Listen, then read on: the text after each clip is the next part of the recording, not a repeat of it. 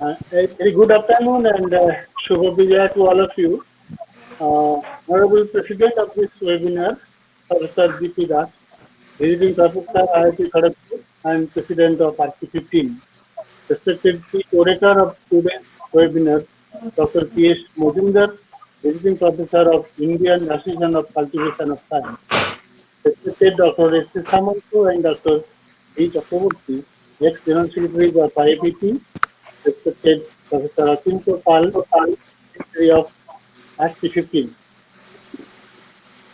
All are cordially greeted in this webinar on Professor Amal Raychaudhuri, one of the stalwarts of Indian science, on the topic AKR, a solitary pursuit, jointly organized by IAPT Act 15 and IAPT Center for Scientific Culture. I would also like to welcome all the honorable members, scientists, academicians, patrons of education, my colleagues, and my dear students. Midnapore College is a premier higher education hub not only in the state of West Bengal but also in the country at large in terms of its UG, PG, and research centers in science, also in arts and social science. As mark of its academic excellence, it has been conferred with autonomous status by UGC in 2014 and has achieved CP status in 2 schemes. The special heritage status in 2015 by UGC is also a vindication to its fearless and commendable academic strength. The college has been reaccredited by NAC in third cycle in 2017 and has claimed A+ with 3.60 CGPA, which is a commendable achievement of our institution. The Center for Scientific Culture was established at this college by Dr. G.P. Khandelwal on 4th February 1993. The then principal, Professor Ranjan Rai, handed over the charge of the center to Professor Schwarzschild. Since then, Dr. Samanto has been toiling tremendously to carry on the center to the true spirit of the mission and vision. Professor Amal Raychaudhuri was an Indian physicist known for his research in general relativity and cosmology. His most significant contribution is the eponymous Raychaudhuri equation, which demonstrates the singularities arise inevitably in general relativity and is a key ingredient in the proofs of the Penrose-Hawkins singularity theorem. The term Raychaudhuri equation made its maiden appearance in a research paper published in 1965 by George F.R. Ellis and Stephen Hawking. The Raychaudhuri equation hit the zenith of fame as it was a key tool in the hands of young relativists like Stephen Hawking and Roger Penrose in the late 1960s in their attempt to answer the question on the existence of space-time singularities and to explain the theory of universe. There is such wide acceptability of this equation, like other notable equations in physics like the Dirac equation and the Schrodinger equation, that nobody cares about the origin or date of publication. The Raychaudhuri equation paved the way for later research into the singularity problem. It is no exaggeration to say and believe that the equation will stand firm so long Einstein's general theory of relativity stands. The equation remains a prime tool to investigate the behavior of black hole horizons. Needless to say, one would wonder if there is any research work of such grade to have emerged in the post-independent India. I welcome with every warmth in my heart all of you to this program and also cherish that it will carry the very signature of Professor A K Chaudhuri. Before I wind up, I would also like to extend my deep tribute to Professor A K Raychaudhuri and thanks once again one and all associated with the program. Thank you all once again. Thanks once again to Professor Bera for your welcome address.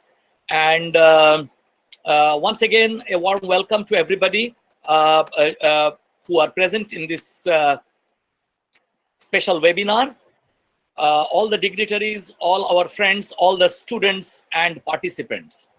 We are having today a very special webinar to discuss the life and works of one of the most original and unique scientific minds from our country, Professor Amal Raychaudhuri. Now, his name is being widely discussed today, in particular, especially after the announcement of the Nobel Prize in Physics this year, which, as you all are aware, it has been awarded partly to Professor Roger Penrose, and the citation of the Nobel Committee says that it is for the discovery that black hole information or black hole formation is a robust prediction of the general theory of relativity. Now, the seminal work on black hole singularity by Penrose and Hawking, published in the mid-60s, made use of the famous Raychaudhuri equation, which is a key ingredient to explain the space-time singularities and gravitational focusing property in cosmology. AKR, as he was known to the students, had written his famous formula way back in 1953 and published it in 1955 when AKR was in the Indian Association for the Cultivation of Science. And if you see the year, that was more than a decade before the Penrose-Hawking seminal work got published. Well, while Raychaudhuri equation came into spotlight, as can be seen from the large number of articles that are appearing, today's webinar has some speciality, and I must mention that. Some of us present here, both as speakers as well as listeners, are fortunate enough to have got Professor AKR as our teacher during our college and university days. So we are really thrilled at this opportunity to share with all of you, especially the students who are present in this webinar, the life and science of this great scientist and the humanist, and also we pay our homage to our revered teacher. I would like to express my thanks to Professor Bera and the Midnapore College CSC team, and also our IAPT RC15 members for jointly organizing this grand event. Now, just one or two words about the format of our today's session, as you can already see from the announcement. So first, we are going to have some brief introductory remarks on Professor Raychaudhuri from Dr. Achinto Pal, who was actually a student of Presidency College, and now it is Presidency University, and who had attended AKR's lectures during his BSc as well as during the MSc years. That was the time when AKR used to teach us classical mechanics and other subjects. Incidentally, I must mention that Achinto had a brilliant academic record all throughout in Hindu School, Presidency College, and then Science College. Subsequently, he joined Tata Institute of Fundamental Research, from where he completed his PhD. If I correctly remember, it was 1983, if I correctly remember, but Achinto may correct me if I'm wrong. And then he joined ONGC, where he spent a large chunk of his professional career as a geophysicist. Well, he is currently the secretary of our IAPT RC15.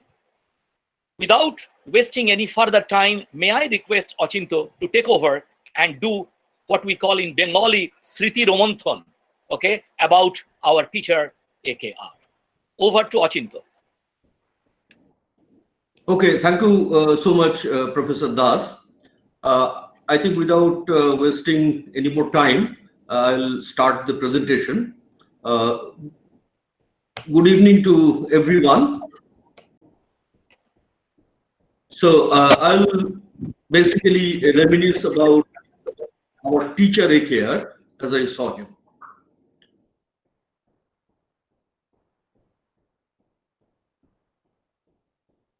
He was born in 1923 and passed away in 2005. His work And achievements, of course, will be discussed in detail by our next speaker, Professor Parthasarathi Majumdar. I'll just say that Professor A K Raychaudhuri had to fight against many odds, both financial and professional hurdles, like many others.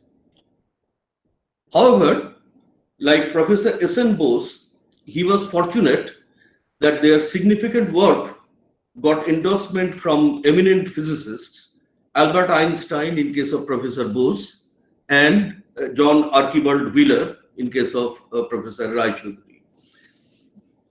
Because of Professor Wheeler's resounding recommendation, he was awarded the Doctorate of Science in Calcutta University. Acharya J.C. Bose, Jagadish Chandra Bose was not so fortunate, as you all know, and Professor Chandrasekhar of the Chandrasekhar limit fame had to wait till quite late in his career because of his remarkable work was apparently rejected by Arnold Sommerfeld in the initial days. And Professor Raychaudhuri was fortunate on another count. He edged out as famous a physicist as Lev Landau, who reportedly arrived at a similar result only a little later. So from that count also, Professor Raychaudhuri was fortunate. In many other cases, many contributions have got suppressed. So here is Professor Raychaudhuri with other luminaries of Presidency College with 1967-70 batch and faculty members in Presidency College. On the right of Professor Raychaudhuri is Professor Chandrarana who was the head of the department during that time. Now I'll start off with the troubled days of political turbulence in early 70s when we got admission to Presidency College. We were, in particular, I was there from 1970 to 74 and then in MSc from 1974 to 77. Now recounting those troubled days, I'll just share with you that due to the disturbances, persistent disturbance in the Presidency College, I had decided to go to take admission in St. Xavier's College. But the day I was about to take admission into St. Xavier's College, from the tram, I noticed that the police picket has been removed from Presidency College. So I got down from the tram and then continued to Presidency College. Now, after 50 years, I feel fortunate that I took that decision, that instantaneous decision. Otherwise, I would have lost the teachings of the likes of Professor Samarendra Ghoshal and, of course, Amal Kumar Raychaudhuri. Now, so I'm showing this photograph of the corridor of the physics department and the classroom in Presidency College, in the physics department, just to mention that, you know, during those times, the students used to, you know, disrupt the classes. And what impressed me about Professor Raychaudhuri was that he had the courage to face this rampant, misguided students and persuade them to refrain from disrupting the classes. So he could do that effectively. Not always, of course, but he did that. Now, coming back to the courses that he gave, he taught us thermodynamics and the theory of radiation, among other topics, during undergraduate days, that is BSc. And I distinctly remember his correct pronunciation of Paul Lasva. Earlier, we used to pronounce Paul Langevin by the spelling, but he corrected us, saying that it should be Lasva of the theory of paramagnetism.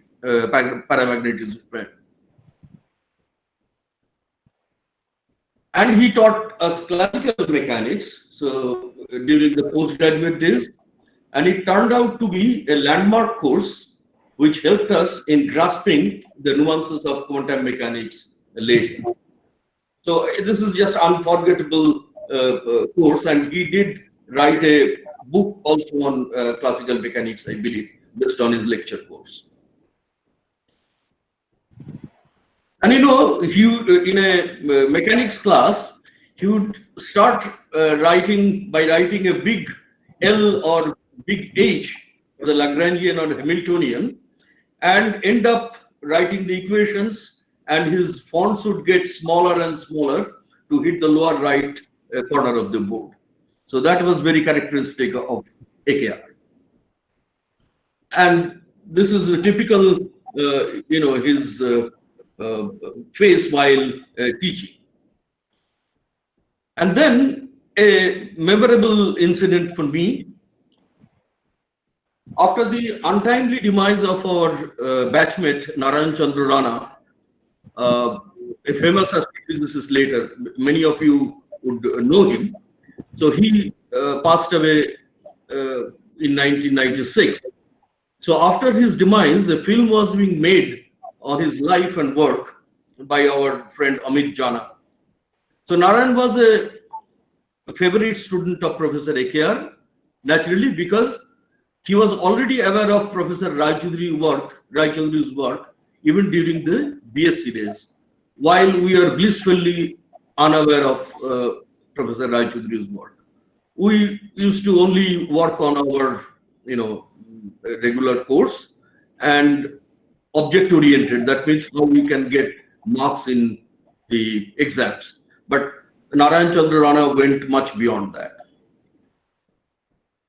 So Professor Raychaudhuri and I were among the 3 persons to be interviewed, and I, mainly because of my long association of 15 years with Rana.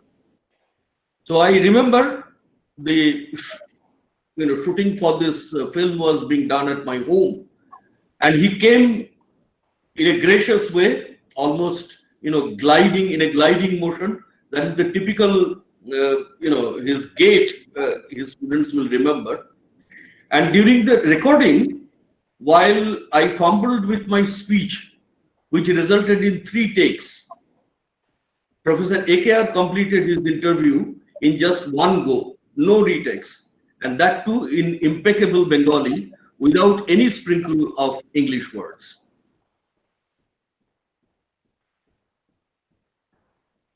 And I couldn't resist the temptation of sharing a young AKR's picture, which I happened to get from the documentary which was made by Ayuka after Professor Raychaudhuri's demise.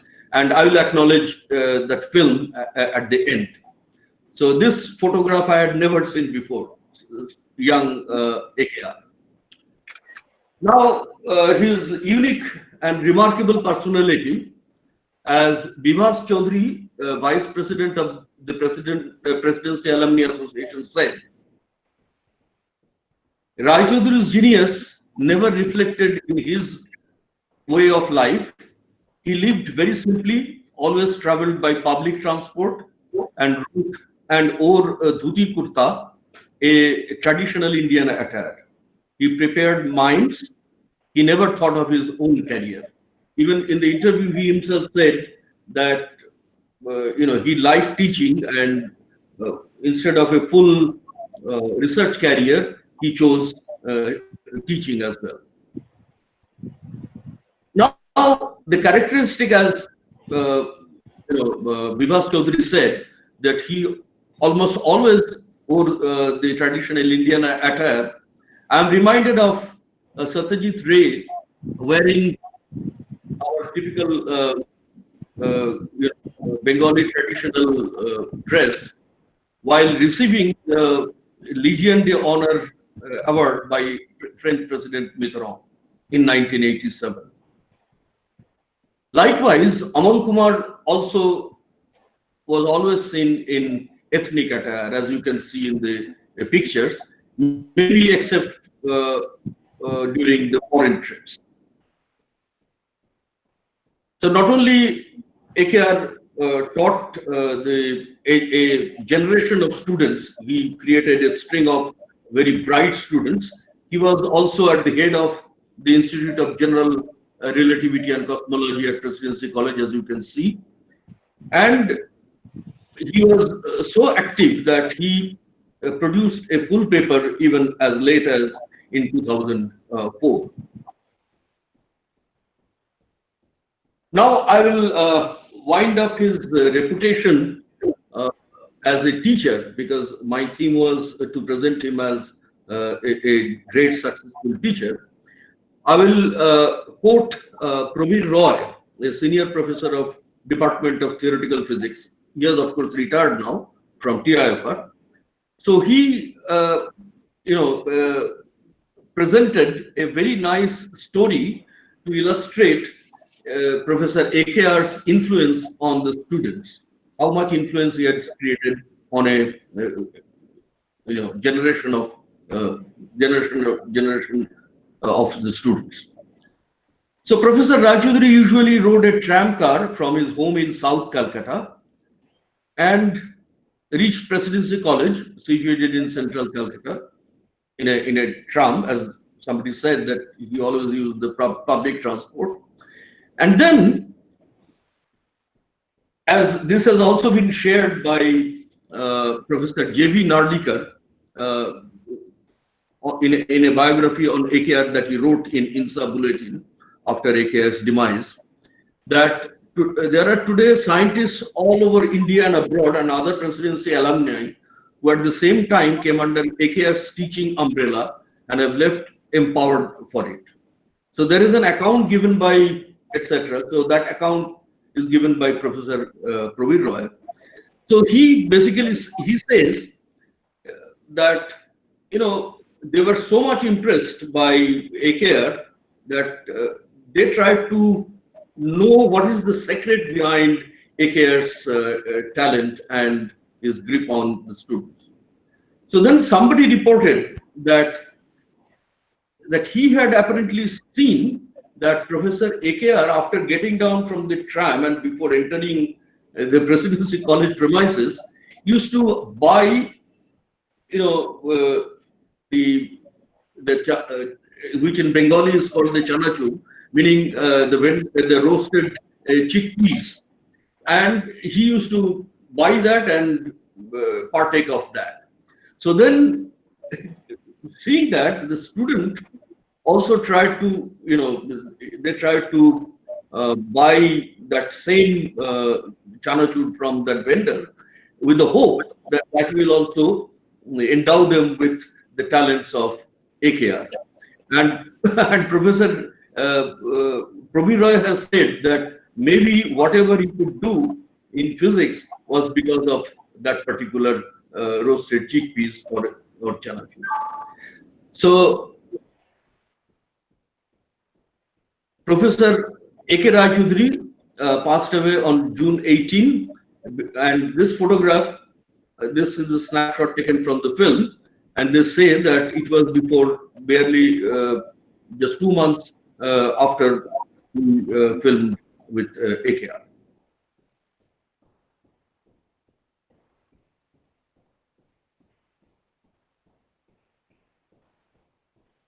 So this is what I wanted to tell all of you about the AKR as a teacher. And as my acknowledgement, I show this film, which was jointly produced by Inter-University Center for Astronomy and Astrophysics and Vigyan Prasar. And these are the list of, the advisory committee. You can see the people from UCA, including Professor J.V. Nardikar, and then Calcutta University and Jabalpur University and Presidency College. What I liked most about this documentary was that it included an interview with Professor Raychaudhuri's wife also. I remember one documentary on the famous Indian classical music singer Ustad Amir Khan, where Ustad Amir Khan's characteristics were established by interviewing his wife primarily. Thank you very much. So, well, I mean, thank you very much, Dr. Paul, for such a beautiful and vivid, remarks and anecdotes about Professor Raychaudhuri. Momentarily, in fact, many of us were taken back to our days when we used to attend the classes of, as you rightly pointed out, I mean, the classical mechanics that we learned from Professor Raychaudhuri is something which, even after 50 years, we simply cannot forget. I mean, his piercing eyes and his complete dedication and unique way of teaching is something which we all feel very fortunate. Thank you very much, Ochinto, for such a beautiful such a beautiful presentation. Okay, so now we are moving over to the next part of our today's session, and we are really glad that we have with us today as the main speaker of the webinar, Professor Majumdar, who is currently a visiting professor at IACS Kolkata, and who is well known for his works on relativity, astrophysics, and quantum black holes.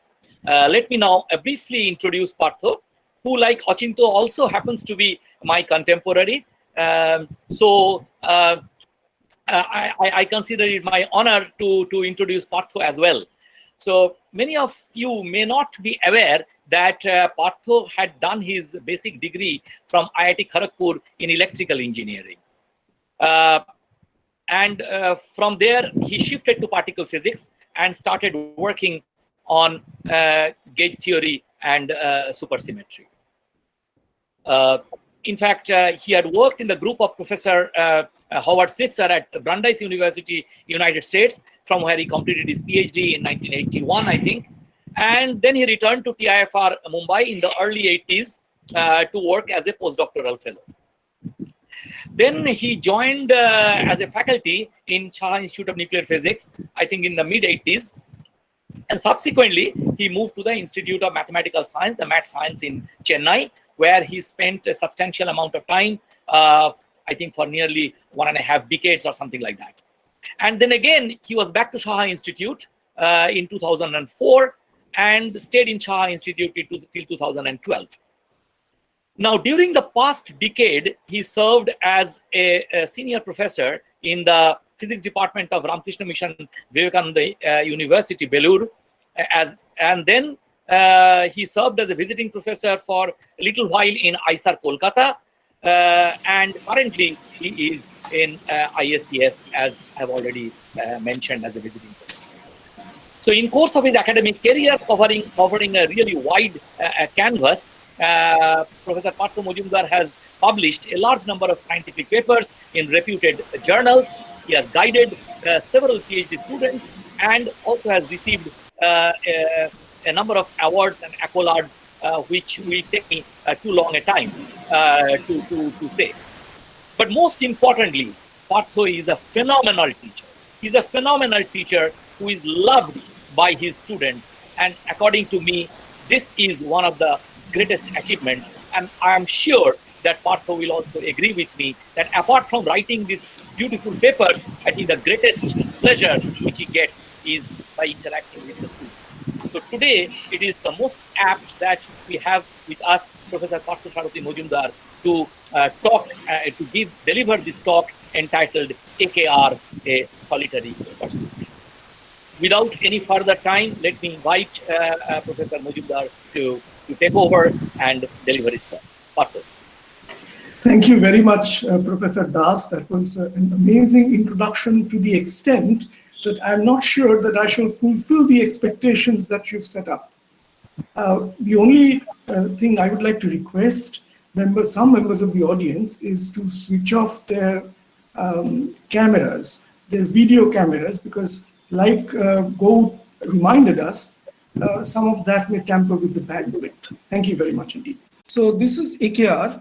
Professor Amal Raychaudhuri, as my previous speaker, Dr. Ochinto mentioned in his very eloquent presentation.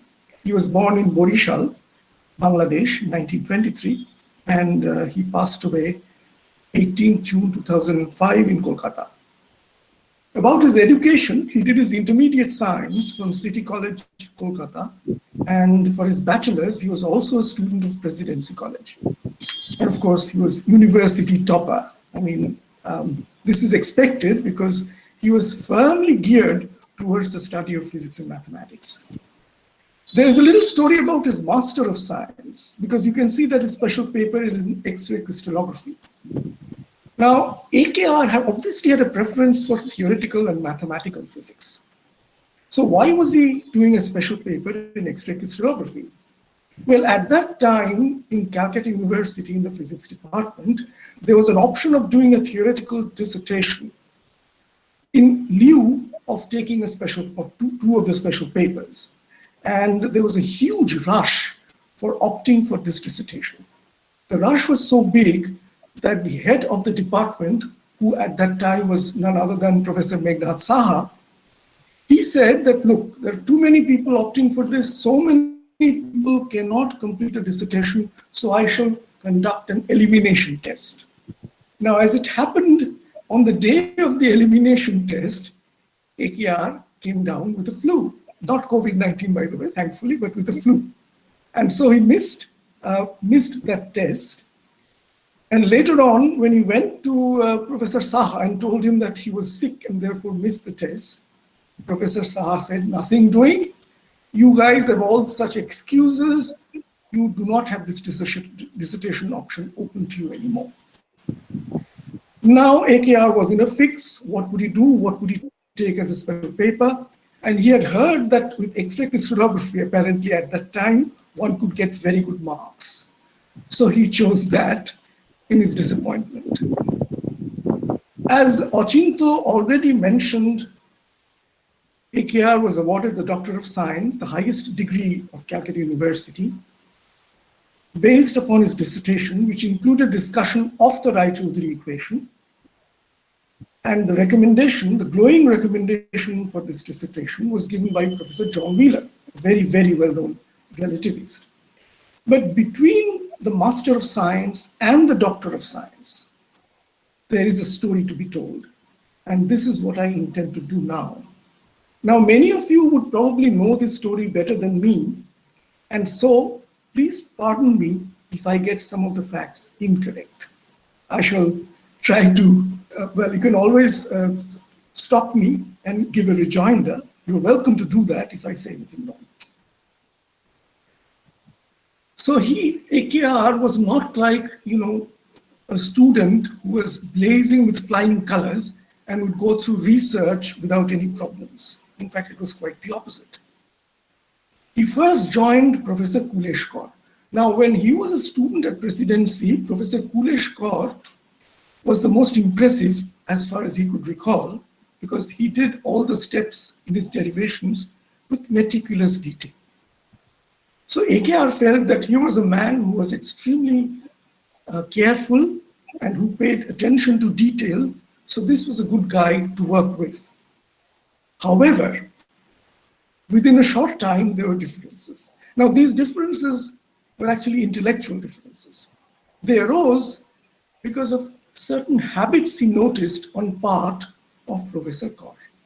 In particular, what really produced this change of decision, a life-changing decision, was this thing about Bessel functions. Now, all of you are familiar with Bessel functions, I'm sure. There is, of course, an asymptotic expansion of the Bessel functions, which works for the argument going to infinity. Now, AKR, while working on a paper of Kuleshkar, noticed that Kuleshkar was using the same approximation near the origin. So he went to Professor Kaur and said, sir, how can this be?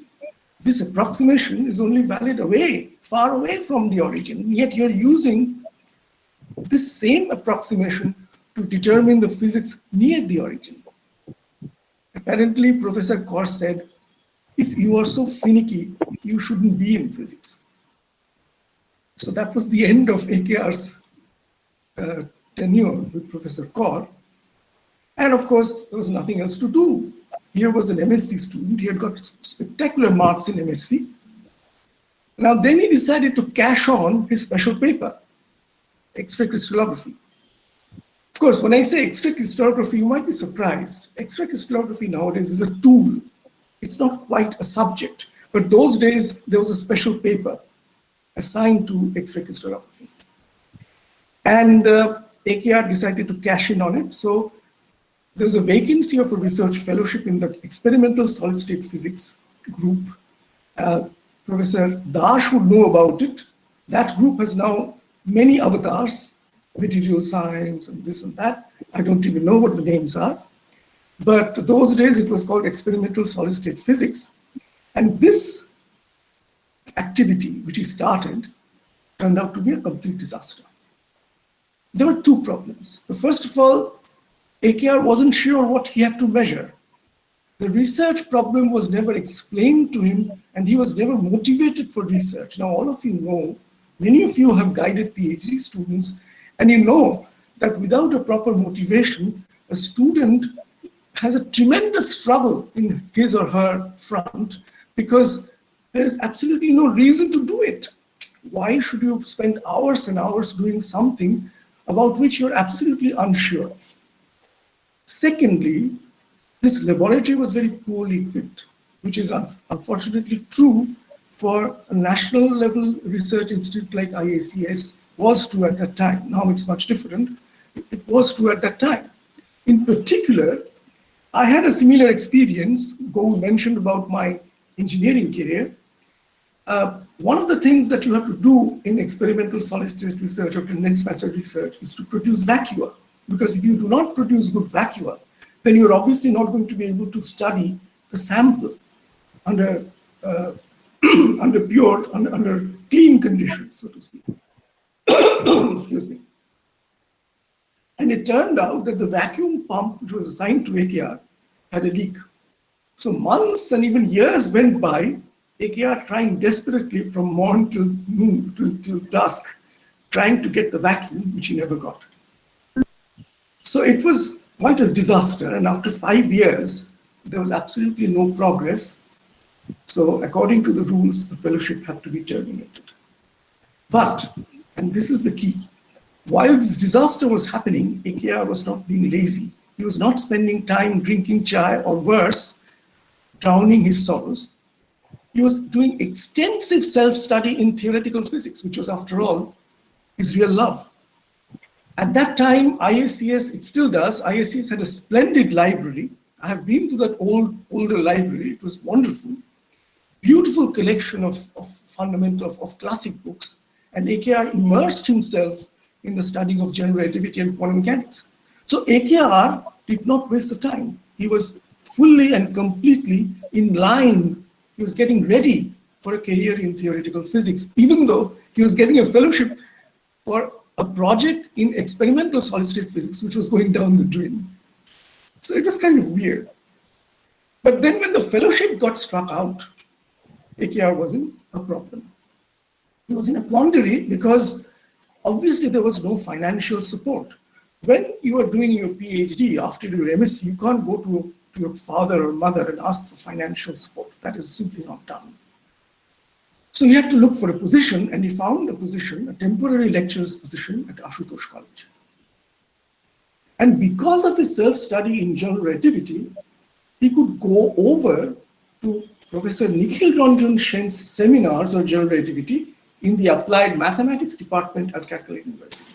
So now, in this seminar, he was attending these talks, and during one of these talks, he found that he could do something. There was a little mathematical problem in one of the presentations that somebody else was doing, and he figured out a way to do the presentation much more easily.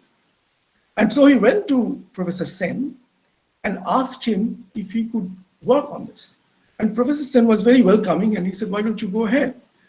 So AKR actually completed this piece of work and went back to Shen and asked him what to do about it. So this is the key thing. Professor Shen told him that, look, you've now a result, you have to communicate it. And he said that Bulletin of the Calcutta Mathematical Society would be a nice place to communicate it. But have you written a paper? AKR said, no, this will be my first if it works out.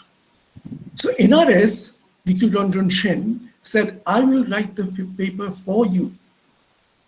But NRS did not put his name on the authorship. So I think that Nikhil Ranjan Shen, by the way, those of you who may not have heard this name, he was a classmate of Chandrarana Bose and Meghnad Shah in the same class in applied mathematics, and his rank was just, so the first rank holder was Chandrarana Bose, the second was Meghnad Shah, and the third was Nikhil Ranjan Shen. So he was in that category. Very well-known professor, held many important positions, academic decision-making throughout his life. And when to this young fellow who had absolutely no credentials, he said, I'll write the paper for you, AKR was quite overwhelmed. And the paper came out. That was his first paper. But on questioning AKR, I could not get much out about the subject matter of the paper. However, all was not well, because as time went along, AKR started getting his own ideas. So he would approach Professor Shen every now and then, and he found slowly that Professor Shen wasn't very receptive to this bubbling youngster, speaking out all sorts of funny ideas, many of which could be crazy. So he said that this was not a place to be in anymore. He said he was not gaining much out of it, and so he was solitary once more. But he was uncompromising. He was teaching at Ashutosh College, but because he was a temporary lecturer, his teaching load wasn't enormous. He had time to think of things that he wanted to do. And the inspiration came from Einstein, the great Albert Einstein, who was actually not very well in the 1950s, but he was, his paper, the paper which caught AKR's attention went back to 1939. It concerned what is called the Schwarzschild singularity. I shall talk about this in a little more detail. And Einstein's claim was that the Schwarzschild singularity was unreachable beyond reasonable doubt. AKR, in his paper, mind you, mentions that he had unreasonable doubt about this claim of Einstein, and he was able to argue that the Schwarzschild singularity, which Einstein paid so much attention, is actually unphysical. In this same paper, which was published in 1953, it was written in 1952 June, submitted to physical review, finally appeared in 1953. AKR drew attention to the real problem, the physical singularity at the middle. Okay, in the middle of what? So let me now take a little digression.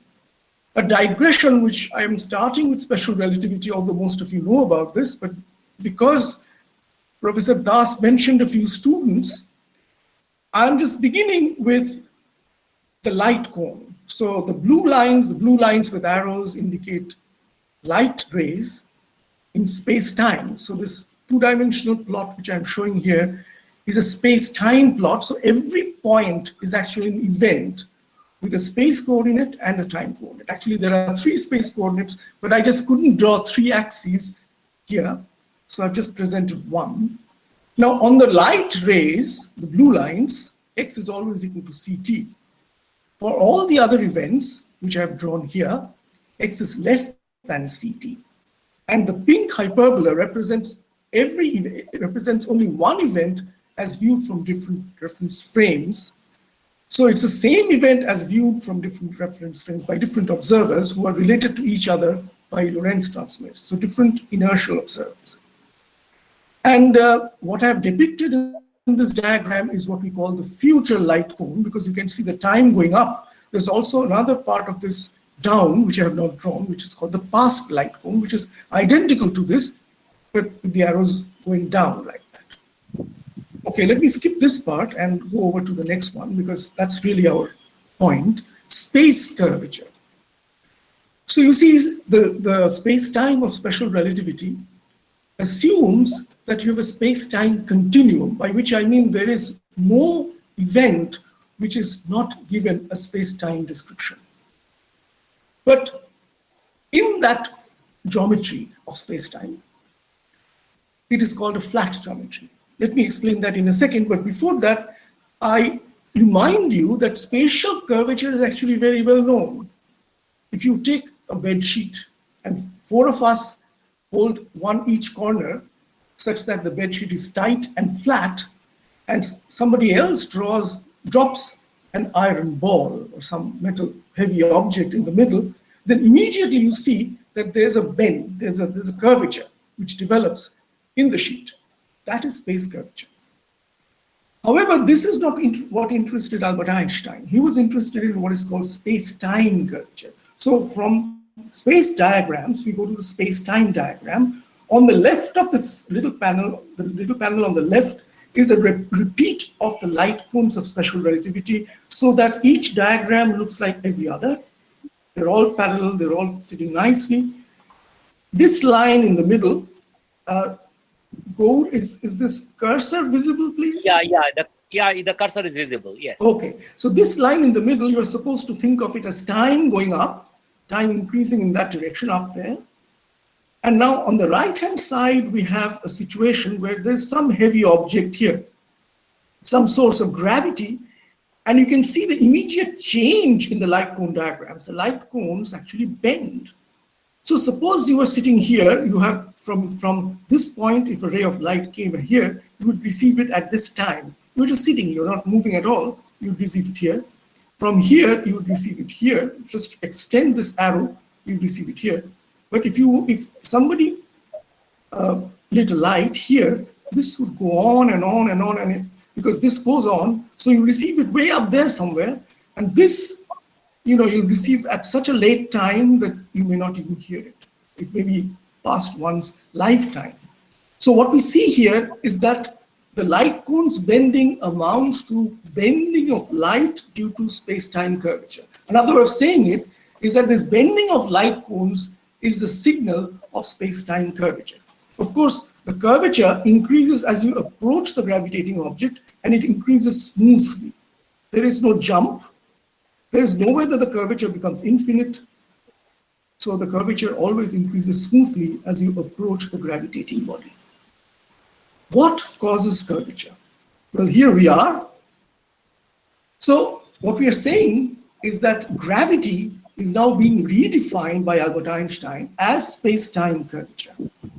And the Einstein equation tells us that space-time curvature is this constant. If g is the Newton's constant, c is the velocity of light times energy, momentum, density. A part of this, of course, will be an object with mass, which has both energy and momentum, but there are also particles without mass, which also have energy and momentum. They also will cause space-time curvature. So this is the essence. So it is a continuation of the space-time continuum, but now with extra properties. So how are we to determine how this space-time curvature determines planetary motion, influences planetary motion? And here we are. This is the sun. And you can see elliptic motion, but it's a kind of strange kind of elliptic motion. There are so many ellipses. What is going on? Now, this elliptic motion, first of all, arises not because the sun is pulling at the planets, but because the sun has produced a space-time around it which has curvature, and the poor planets have no option but to follow their paths, their free particle paths in this curved geometry, curved space-time geometry. But what about this multiplicity of ellipses? Well, this is the effect of this equation and of particles moving in curvature. What you can show is that actually the curve never closes. The ellipse is not a single ellipse, but the ellipse keeps shifting. It's moving in this plane. This is called the perihelion precession of the trajectory of particles. And here we have another important property, which is the bending of light. Light bends in a gravitational field, which is weird because light has no mass. So why should it bend in a gravitational field? Now, this was predicted by the general theory of relativity by Albert Einstein, and only about 101 years ago, there was this observation of this by two groups, one in Southern Africa and the other one in Brazil, where they were actually able to see, actually able to observe this bending of light. So light from behind the sun, a star which is just behind the sun, during a solar eclipse, of course, because if there's sunlight, you won't see anything, only sunlight. But during a solar eclipse, when the sunlight blotted out, the light to this star should have gone like this, but it bends because of the curvature produced by the sun and hits this telescope on Earth. This is remarkable. You know, this particular experiment in 1919 was what heralded Einstein to a celebrity overnight, I should say. Within one night, he became a celebrity from a nobody. However, today we should not discuss that. 2019 is over. Our discussion today is about another person, Carl Schwarzschild. Who was Schwarzschild? Well, he was a physicist who was unfortunately put into the First World War. He had to fight for Germany, for the Kaiser's army against the Allied forces, and he was put into the Eastern Front against Russia. And it was a disaster because poor guy, he got injured and he contracted a very infectious disease known as typhus.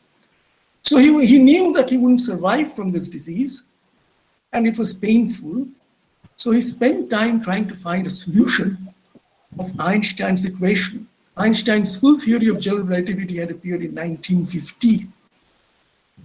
The only thing that Schwarzschild assumed was that the geometry, first of all, he assumed that in this equation, there was no energy momentum tensor. Now you might say, if there is no energy momentum tensor, space-time curvature should vanish. No. This is one of the miraculous things about general relativity. Even if the source vanishes, curvature is in some ways its own source. And this is one of the mysterious things about general relativity which we have to explain to our students. It's amazing how this happens. There are two or three different kinds of curvature, and one of them may vanish, but the other one will try to generate itself. And what it generates is a space-time which has a spherical symmetric structure, which also is equipped with a length scale, which I call RS. It's called the Schwarzschild radius.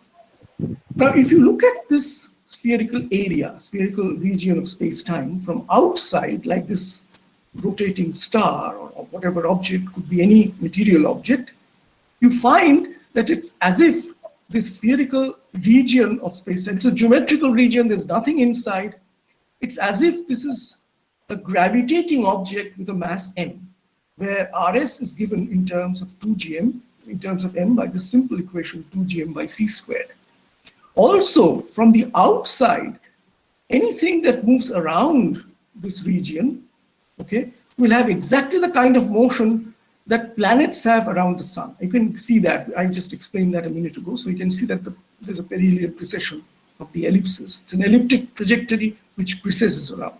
And this is what is at the focus. So instead of this being the sun, you now have this empty region of space-time. Empty region, but having curvature. But there are other problems, other fantastic properties of this thing. It is like a one-way membrane. If anything goes into the spherical part of the space-time, it never comes out. Not only that, you might ask, suppose you're already bored of my lecture and you decide to throw me into this spherical region, then you will see that it's taking forever, that I'm taking an infinite amount of time. How so? Well, here it is. Maybe some of you can see my blue kurta.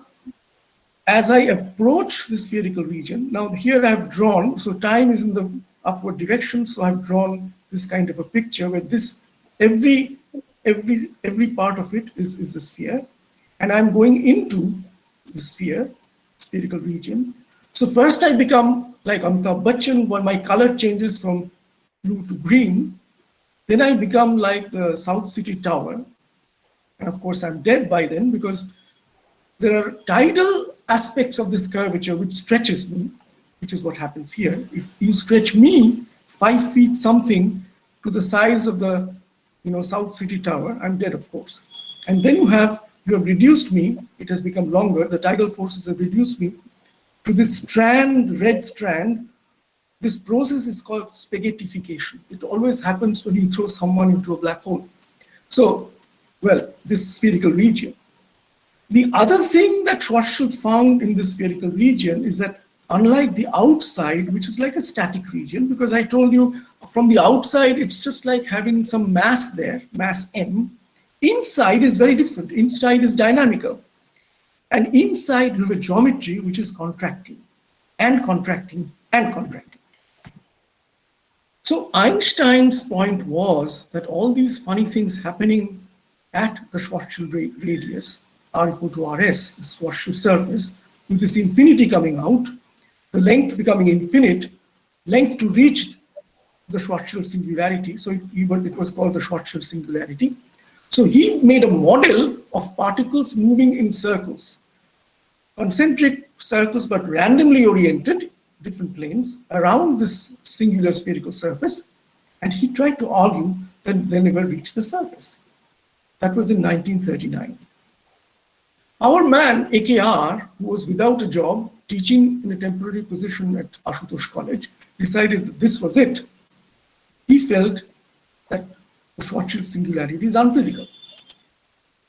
So the entire effort of Einstein to prove that this Schwarzschild singularity cannot be reached by particles, etc., did not arise because it is unphysical. What was the argument? Well, the argument is actually quite simple.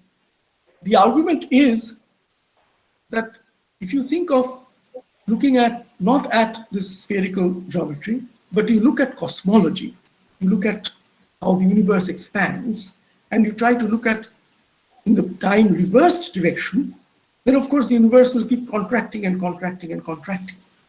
And of course, for any finite non-zero value of the radial distance, there is no singularity. There is a singularity when everything collapses to r equal to 0, that's called the Big Bang singularity. But so long as r is not 0, r is positive, of course, it's a radial coordinate, this will have no singularity. So he says you take such a cosmologically contracting space-time and cut out a sphere of radius capital R, which is bigger than Rs, of this regular space-time, and embed it in a Schwarzschild space-time, put it in a Schwarzschild space-time. Now, outside the sphere space-time is, of course, regular because R is bigger than Rs, so outside will have to be regular. But being part of the time-reversed cosmology, inside also is regular for all finite values of capital R. So there is no singularity here. Now, he argued that the Schwarzschild spacetime is extremely similar. So the argument that there is something funny happening at r equal to Rs must be a consequence of a poor frame choice, a poor choice of coordinates, or a poor choice of an observer. Like I said, if you are observing me falling into the spherical region, you will see me taking forever. On the other hand, if you could ask me, you can't, but suppose you could ask me, how long did it take for you to enter the horizon? That would be a finite time. So obviously you are not a good observer when it comes to describing this geometry. So the point, the conclusion he made was that the Schwarzschild singularity is a consequence of a poor choice of coordinate system, and it must disappear by making a coordinate transformation to another system. Because remember, general relativity allows all smooth coordinate transformations. And indeed, 13, 14 years from then, Kruskal and Zekeres found such a coordinate system in which the Schwarzschild singularity disappeared. And I, for instance, like to teach the Schwarzschild space-time to students by beginning with the Kruskal-Zekeres frame. Because it's no point telling them, look, there is this problem, there is a Schwarzschild singularity, but we can get out of it. No, because I have the freedom, I can always start with the Kruskal-Zekeres frame and then talk about the Schwarzschild space-time, which has no singularity. But there is, of course, a physical singularity. The physical singularity occurs at r equal to 0. It was known from 1918 due to a man called Kretschmann, who had worked out Schwarzschild solution and noticed that the curvature blows up as you tend towards the center, towards r equal to 0, towards the region. Well, it is a region because you are imagining smaller and smaller spheres. It's not the point r equal to 0 per se, where you know that, those of you who are still in touch with physics will remember that r equal to 0, you can't set up a spherical polar coordinate system. That we are not talking about. We're talking about the shrinking spheres. Okay, so shrinking spheres means that the volume of space-time is shrinking to 0. So that is the problem.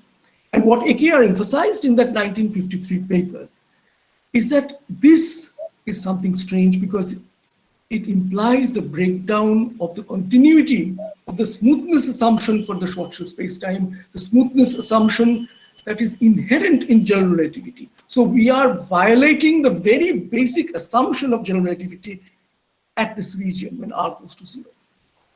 And of course, if you look at the Einstein equation, when the curvature blows up on the right-hand side, if you have an energy momentum density, that will blow up. So on the left-hand side, you have mathematical meaninglessness. On the right-hand side, you have physical meaninglessness. And therefore, it's a breakdown of all laws of physics and all laws of existence, as far as we know from the point of view of science. Similar example was given in 1939, which was not known to Raychaudhuri, of the gravitational collapse of a spherical ball of pressureless dust. They also showed that you would have this peculiar situation of a singularity. Now, you will remember that the Schwarzschild spacetime had this property of spherical symmetry. So the criticism was that it is perhaps a symmetry assumption, which is at the source of all evil. So maybe we can forget about this symmetry assumption. Now, the problem with this is that when you try to solve Einstein's equation, it is so difficult that it's very hard to give up the assumption of symmetry. If you give up the assumption of symmetry, you have a horrendous mathematical problem which you cannot solve. So only way out is to think of certain symmetries. Then only you can get these exact solutions. Approximate solutions at that time were not popular. Now, of course, you can put it in a computer and try to solve it out. People have done that. But those days, this was not the case. So what is to be done? Now, Raychaudhuri, AKR, realized that therefore, by looking at the Einstein equation, it was not good. But along with the Einstein equation is the motion of test particles. How do test particles move in an arbitrarily curved spacetime where no symmetry assumption is made? By the way, I should just stop and ask Gaur if everything is still going on. Hello, Gaur? Yes, yes. Everything is okay, Partho. Please, Okay. proceed. Yeah, everything is fine. So he was now talking about particle paths and light rays in an arbitrarily curved spacetime. Now, this is also not an easy problem, but it's certainly an easier problem when you think about it, because you could borrow concepts from fluid mechanics, flow lines, and elasticity, where you have concepts of shear and twist and torsion and so on. So he studied these paths, these objects. He knew fluid mechanics, he knew elasticity, and he could then apply it to general relativity to the paths of particles and light rays in an arbitrarily curved space-time, where of course you have a metric describing the space-time, but you do not assume any symmetry of that metric. And here I have some examples. So this here is how the paths of particles would look like, or this is actually light rays, but never mind that. Here you can see that they form this collection of rays. There's a fiducial ray, and fiducial ray meaning that a standard kind of ray with which you can discuss various things. For instance, in this picture, you can easily see that the rays diverge from one another, they move away from one another. In this picture, if you think of relating this to that, it's like saying that, you know, with regard to the fiducial ray, these others are sort of going around. They're getting twisted around this fiducial ray. That's called twist or rotation of paths. And of course, because it's an arbitrarily curved spacetime, there's curvature. And in 1953, in December 1953, AKR completed the celebrated work where he was able to find a relationship between the rate of expansion, the rate of divergences of paths related to expansion, original expansion, the shear. Well, by shear, what we mean is if you take this fiducial ray and if you take a ray in the neighborhood, then this curve, this particular curve gets twisted like this. So there's a motion of this relative to this in this direction. Twist means that it's going around this, okay, like in the picture. I couldn't find a good picture to express shear, but I think you have an idea because it's the same kind of shear motion as in fluid mechanics or elasticity. Here is the equation written down in words. I don't know if AKR would like my use of words to express this celebrated equation, but I have done it anyway. The rate of expansion, you see, is given by this equation, where you can see that it's the negative of the expansion squared, negative of the shear squared, the negative of the curvature, plus positive twist squared. So these quantities are all positive. And the curvature, you see, occurs as a geometrical quantity. So I should tell you right away that this relation was derived without general relativity. It is an equation in curved geometry. It's a mathematical equation in curved geometry. There is no use of Einstein's equation in the derivation of this equation. And it is because of this that GR is only one context in which this equation will apply. You can have many other contexts, okay? And in fact, it is used in all sorts of contexts. I'm completing a paper where I'm using the Raychaudhuri equation in the context of granular matter, but no more about that now. Now, within GR, you know that curvature is given by energy density. Well, it's energy momentum, but I'll just write it as energy density for short. So if the energy density is positive, then curvature, this term is also positive. So you have this rate of expansion given by 3 negatives and 1 positive. So a little bit of thinking will imply, okay, that if this twist is not there, for instance, twist is 0, then expansion will decrease with time. So the rate of expansion is negative, and therefore the expansion will decrease with time, which means that expansion is the same as divergence of the rays. So if they decrease with time, the paths will converge. It turns out that even if shear and twist vanish, you find, and even if this curvature vanishes, like in the case of the Schwarzschild solution, this curvature is actually what is called the Ricci curvature, for those of you who may be wondering. This is not just all curvature, but only Ricci curvature. So the Riemann curvature is different from the Ricci curvature. But when these two still vanish and this is 0, there is still this term, and if there's an initial convergence, if at the initial time the rays were converging, then this equation means that there will be future convergence. So what? So what if there is a future convergence? What has this got to do with anything? So to actually understand it, I'm reminding you of space caustics in geometrical optics, with which some of you may be familiar from your days of studying geometrical optics. It may be years and years from today, but this is a glass of water through which sunlight is coming, and you can see the beautiful shapes it creates. So the rays converge here and they diverge here. But you can see that there's something funny about this. In fact, mathematically, this is what is called a cusp singularity. There are issues with derivatives in the cusp singularity. So what I wanted to say is that you can always excise, okay? You can always excise a region of space. We always do that. You say, "Okhane jash na, don't go there. There's a hole there, or there's some problem there. There's a deep well there." So we excise space all the time. We can always excise space and take out a part of space and look at physics. So you can say that there's a problem here, but maybe the problem is only. Oh, has it happened again? No, fine. It's fine. Yeah, okay. So maybe there is a problem at this point. So let's forget about this point. Let us take everything that is happening beyond this point or beyond this point, okay? That's called excision of singularities, of cusp singularities. However, we are now talking about paths which are converging in space-time. Now there's a problem. I'll explain what the problem is. I also have written it down in the next transparency, but the problem is very simple.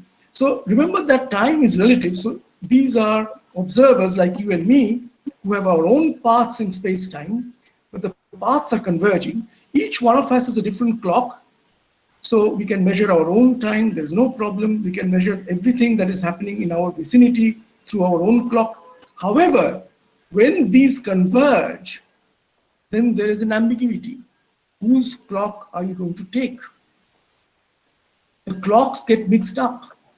So there is an ambiguity in the future evolution of these trajectories.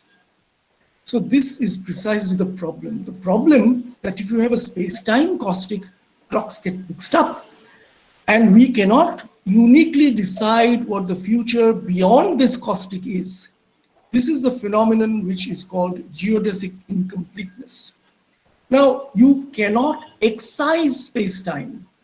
You cannot say that I shall delete an instant or a certain number of moments of space-time. That is not possible. It is beyond you. Unlike space excision, time excision doesn't exist. So the moment you are in a space-time, you are stuck. But then the question is, does geodesic incompleteness imply infinite curvature? And this is where the catch is. Sometimes, not always. For instance, for the Schwarzschild spacetime, indeed the answer is yes. The geodesic incompleteness of the Schwarzschild spacetime at r equal to 0 is equivalent to the statement that the curvature blows up at r equal to 0. But is it always true? Nobody can prove it. For AKR, the blowing up of the curvature in any spacetime region indicated singularity. However, geodesic incompleteness is taken as definition of singularity in the proofs of singularity theorems by Penrose, Hawking, and others. Now, let me skip this. Well, this is about trapped surfaces for which, well, this is part of the idea that black holes form because light bends. So this is special relativity, this is general relativity. Here I've just shown how the light bends, and these surfaces, which are two-dimensional surfaces on which the light falls orthogonally, then you can see that the light converges in future directions. So future is this direction, time is in that direction, but light converges. So if you're outside this trapped surface, then you will not see from this evolution of the trapped surface any light coming to you anymore as time progresses. So this convergence has a deep meaning. And this is Penrose's diagram. This is the Nobel Prize winning diagram because the 1965 paper just got awarded the Nobel Prize. And here we see gravitational collapse. It's a spherical collapse diagram. And you can see that as it collapses, then this surface forms. This is the trapped surface. And if you look at the light cones, it's actually easier here. You can see that the light cone, light from the light cone, the future part of the light cone, takes longer and longer to reach the observer. There's a slight mistake in this. When this part of the light cone aligns with this is the event horizon, light no longer reaches out. And actually this drawing is good because it's black.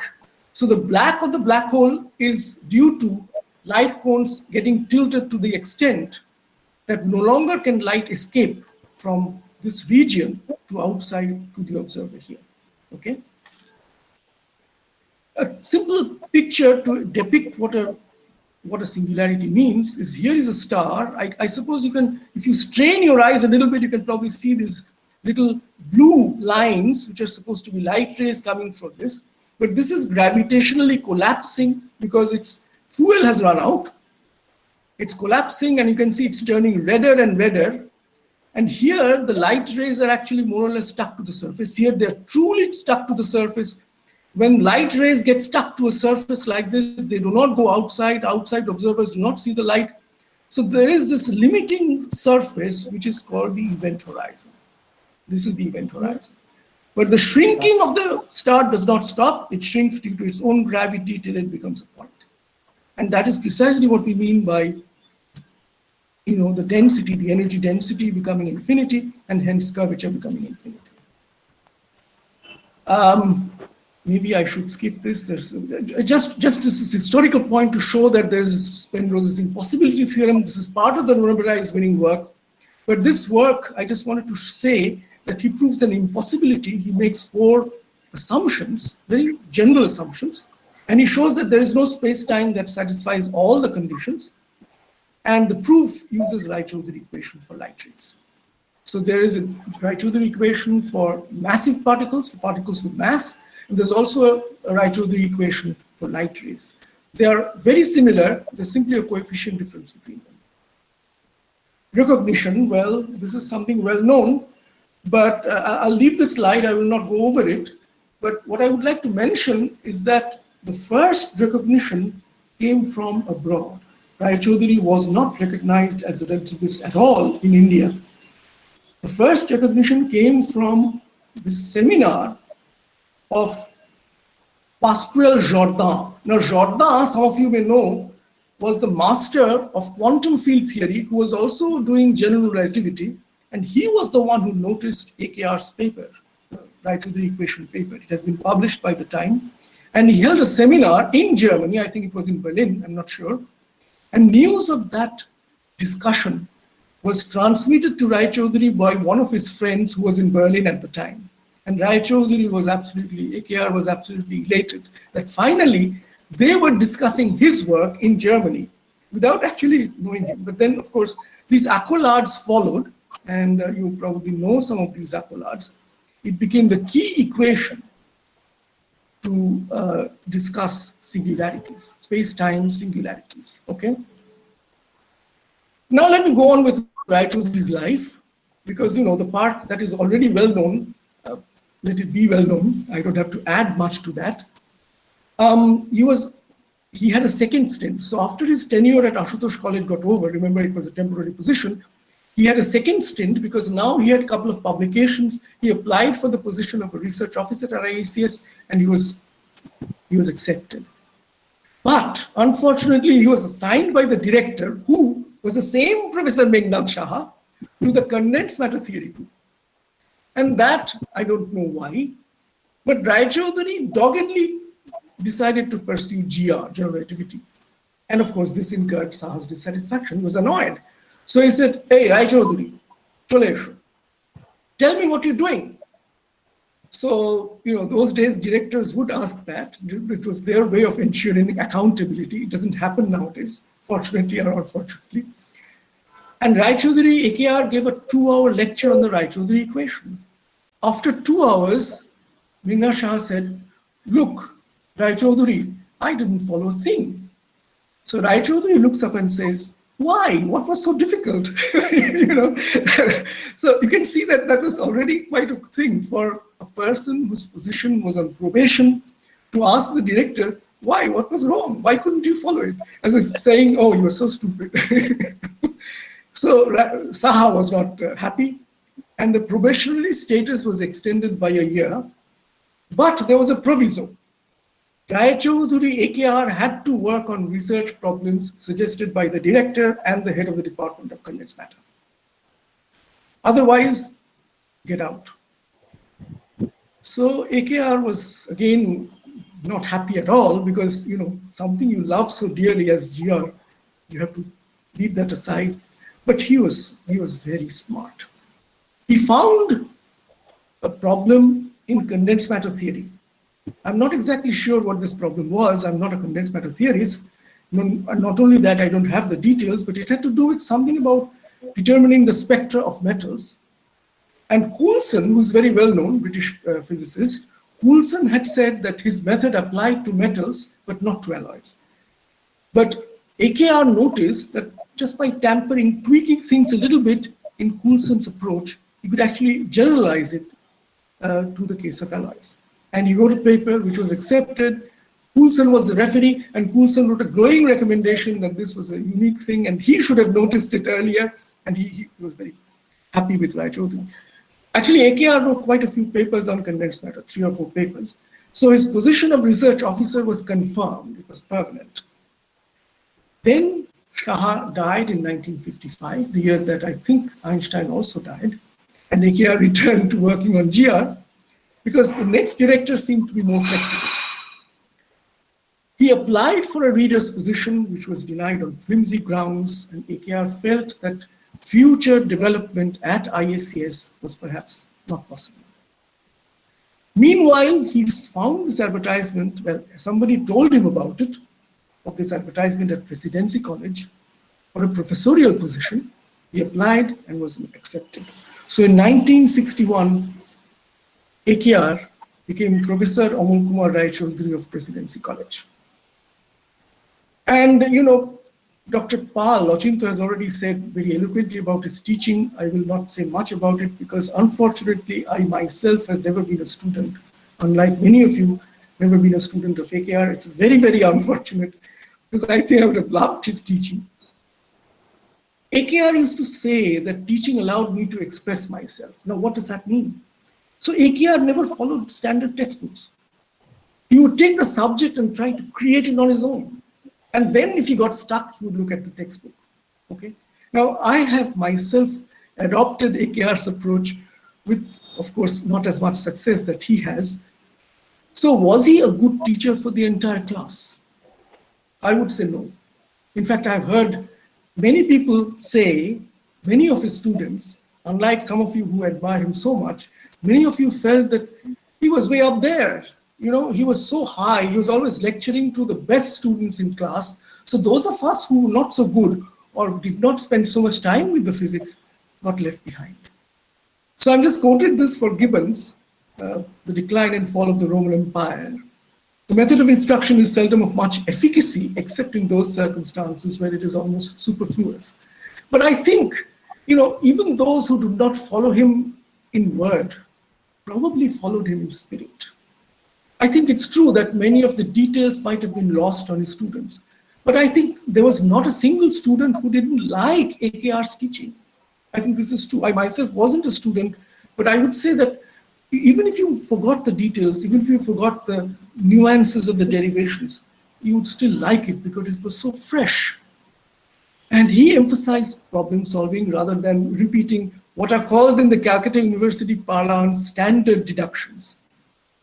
And many of the examinations are filled with repeating standard deductions. So you cram a part of the theory, so-called theory, and just vomit it out in the exam paper, and you get splendid marks. Now, AKR was not happy with it, obviously. He never did it, he never liked it.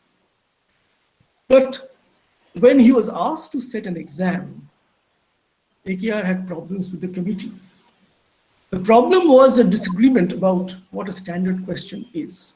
AKR felt that even if you studied the theory, you should be very clear conceptually as to every point. For instance, if you had a particle, a charged particle in a magnetic field, you of course know that the particle is accelerating.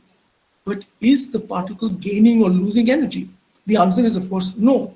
So when he tried to set this question, the committee said, no, that's too hard. That's not a standard prashno holona. That is not a standard question. So AKR withdrew from these committees. I mean, this is something that he had told us in one of the interviews. It's on YouTube. You can see this. He felt that no, this committee was not his place. So he was not in the game of trying to become a very important committee member in any committee. He was not interested in committees. For him, academics was the most important thing. He was very open to discussions, as many of you will testify. Anybody could walk into his little cubicle in the old Presidency College. I have done it once or twice, although I wasn't a student. It was always welcoming. Esho, ki holo. It was the smile that Ochinto showed.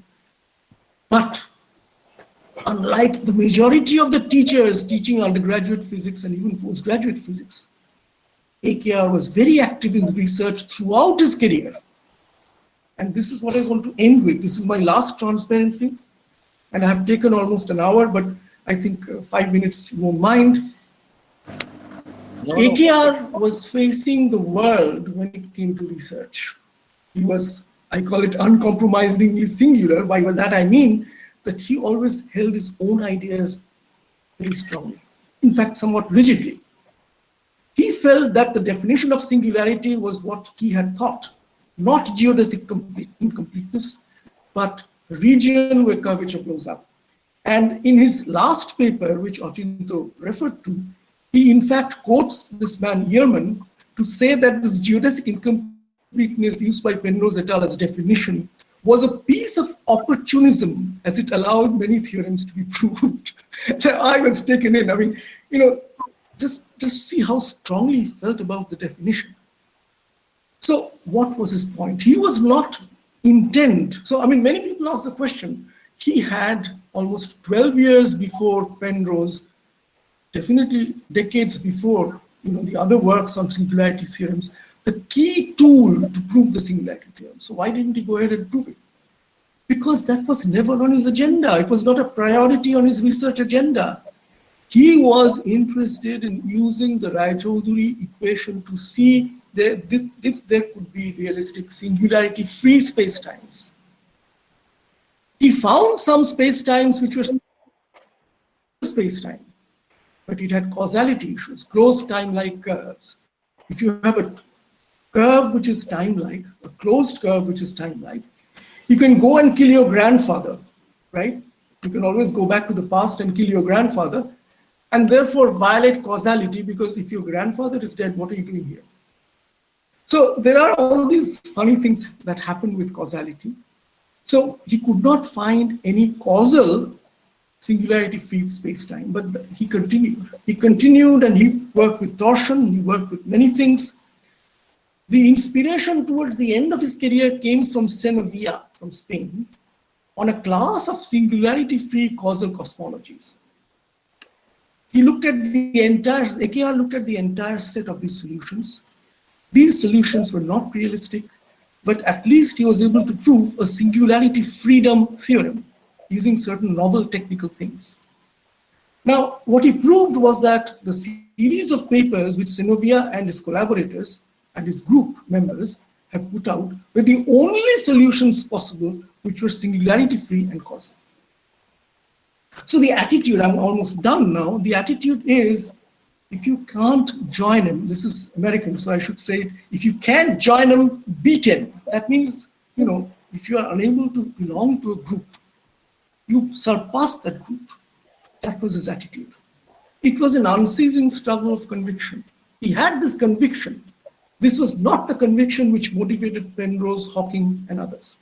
His conviction was that general relativity is such a beautiful theory, and singularities are so unphysical, so weird, so strange, so hard to describe, such an end of everything we know, that there must be a way around them. Is this correct? Was he too rigid? Should he have been more flexible? Then perhaps he would have been more successful. I don't know. All I know is that these questions we are still grappling with. So I shall end with the statement of Tagore, Shesh nahi je, Shesh kotha ke bolbe. There is no end. Who could possibly have the last word? Thank you very much for your patience. Thank you very much, Partho, for such a absolutely wonderful, mesmerizing lecture. So, yeah, so online we can only say that, clap ourselves. But I would like to take this opportunity to take a few minutes in case anybody has got any pressing comment or question. I think Partho will not mind answering. Not at all. I would love to answer questions. For a minute or two. If there is anyone, senior or junior, whosoever it is, wanting to ask any question to Partho, so please.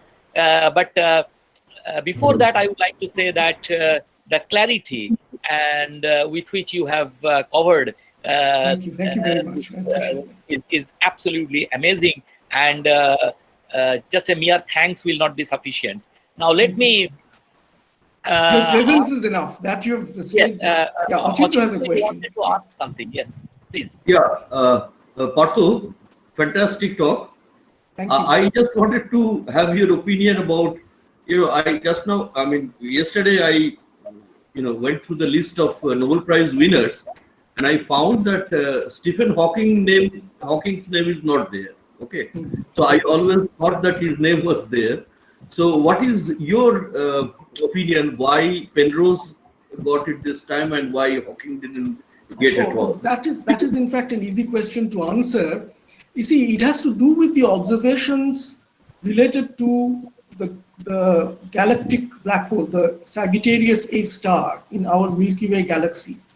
You see, these observations were going on for a long time, for 15 or 20 years, by these two groups, one headed by Reinhard Genzel and the other headed by Andrea Ghez. Yes. So you see, Nobel Prize usually has to do with some observational content, some observational backup, support of the theory. Otherwise, it's just some mathematics, right? And it's not clear whether what is being discussed has any relevance to nature. And now that we have ample evidence, the evidence is actually very good, that there is a compact object in the middle of our galaxy, and this compact object is about 10 lakh solar masses big. This motivated them, and of course then they looked back and said, so who was the first to think about it? Who was the first? And by the time they got around to it, Hawking was gone. So if only this observation had years ago or 3 years ago, when Hawking was still around, Hawking would have been on the list. But of course, there are only 3 possible names, so I don't know how the politics would have worked out.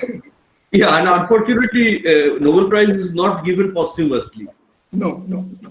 Yeah, it's not given for Yeah. semester. Is there any other question by anybody? Can I ask Partho something? Yeah, Yes. please, Shurajitda, very nice to see you. Please go ahead. Okay. No, I mean, everything got over my head, to say you the frankly. But the point is, I mean, you had written some curvature, twist, and shear, okay, Yeah, in yeah, explaining Raychaudhuri's equation. yeah. Now, we can understand curvature, but in space-time, what is to be understood as shear or twist? That is not very clear to Yeah. me. So let me go back to that slide. Can you see the slide? Yes. Yes. Yeah. Yeah. So you see, What is when we do relativity, there are two aspects. One is the nature of space-time. The other is the motion of test particles in this space-time. Okay.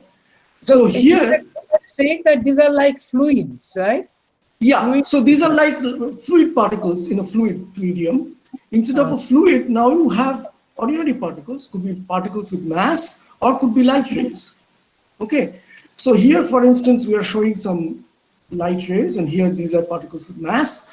And let me now answer your question. Expansion is simply the fact that some of these light rays may diverge from one another. So the diverge, not in the mathematical sense of curl and divergence, but the divergence simply means that the paths move away from each other, like in this picture. Can you see this?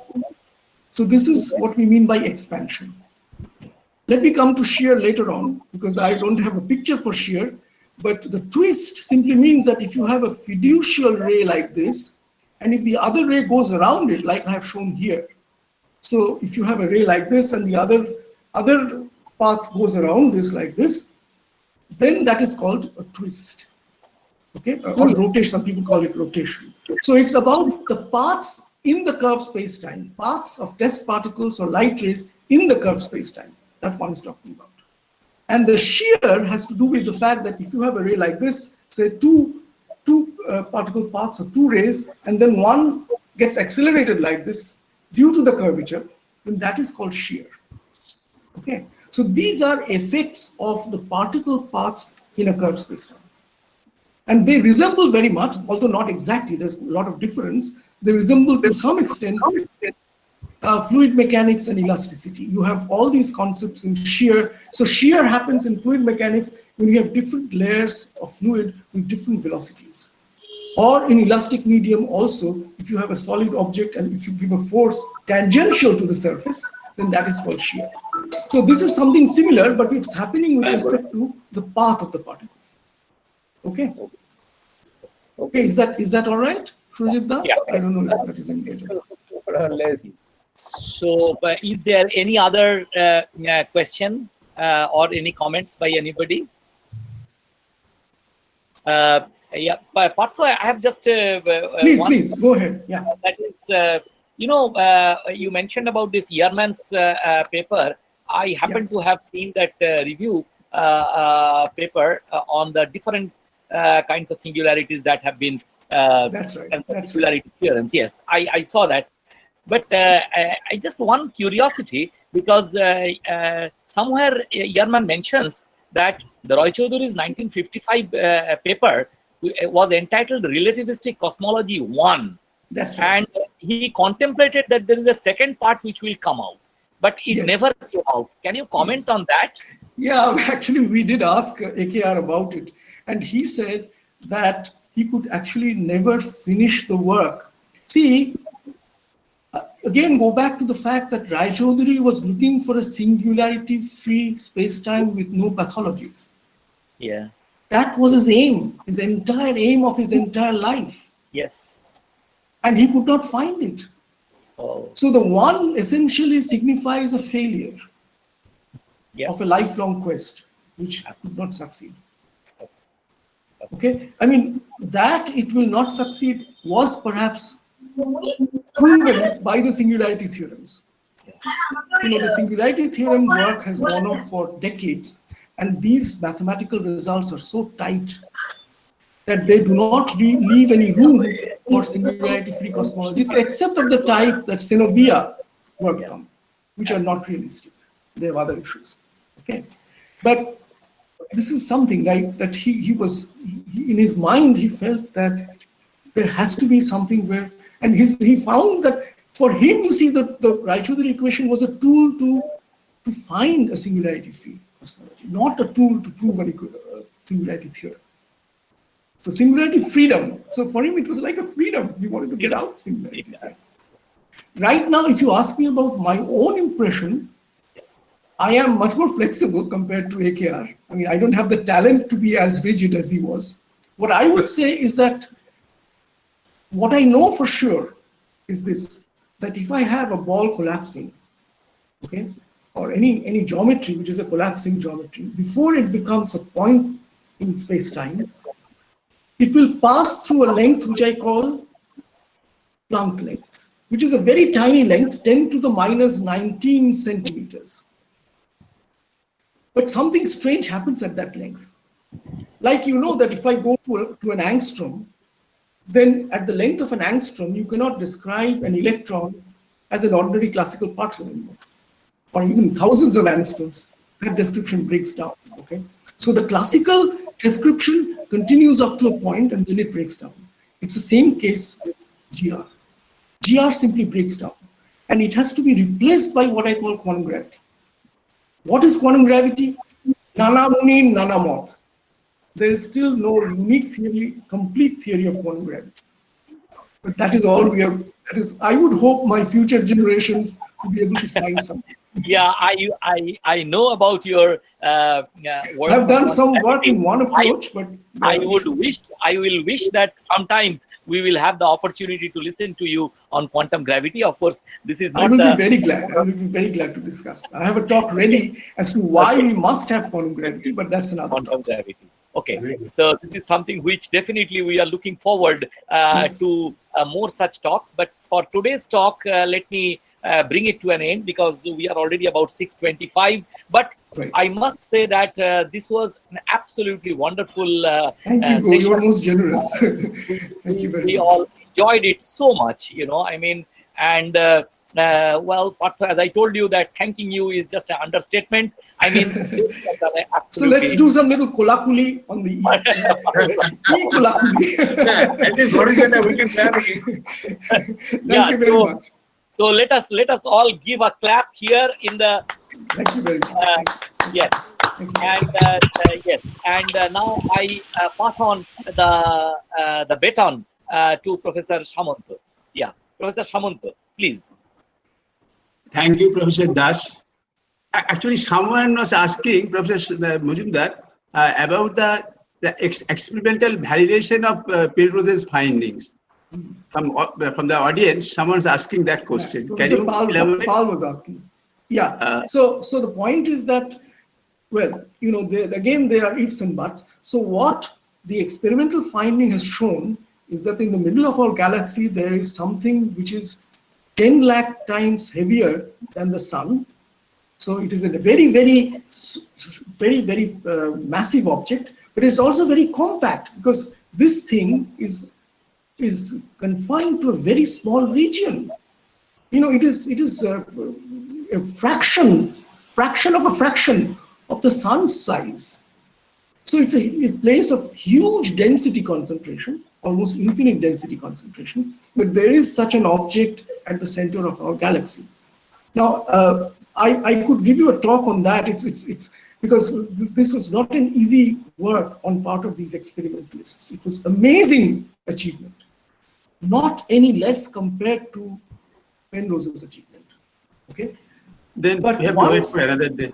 Yeah, but once this happened, you see, then it was a question to the committee, to the committee, that who was the first to think about this object. And there they came upon the name of Penrose and Hawking and others, but these others were not there anymore. And Penrose is 89 years old, so it's his luck and our luck that he's still there, you see. I mean, you know, part of the problem with the Nobel Prize is that you always get it when you're almost dying, and that's not a good thing, right? You may suggest that these scientists should keep up good health. They should go for everyday jogging and take all sorts of right kind of food and Yes, eating right Bhupati, kind you're of habit. right. I can see that you are keeping very good health. Very good. I shall follow you. Okay, so I think may I now request Professor Subhash Samanto to wind up by giving a vote of Now, thanks.